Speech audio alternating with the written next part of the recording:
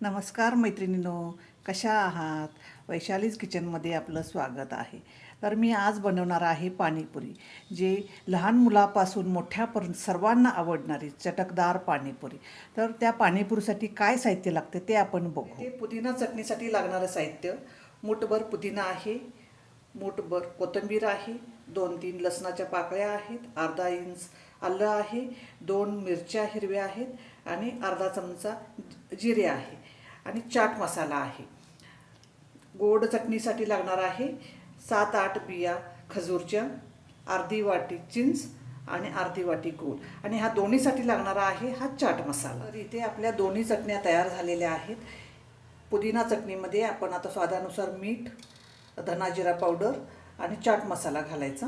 ह्यामध्ये पण मीठ, लाल तिखट, धना जिरा पावडर आणि चाट मसाला घालायचा. तर पाणीपुरीमध्ये भरण्यासाठी लागणारं साहित्य: एक उकडलेला बटाटा आहे, अर्धा कांदा चॉप करून घातलेला आहे, थोडीशी कोथिंबीर आहे, खारी बुंदी आहे आणि शेव आहे. ह्यामध्ये मीठ घालायचं आणि सर्व मिक्स करून घ्यायचं. पाणीपुरीसाठी ह्या कच्च्या पुऱ्या घेतल्या होत्या आणि ह्या तळून घेतलेल्या आहेत.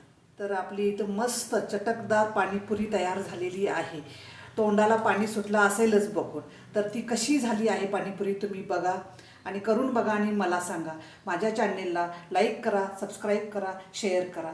थँक्यू.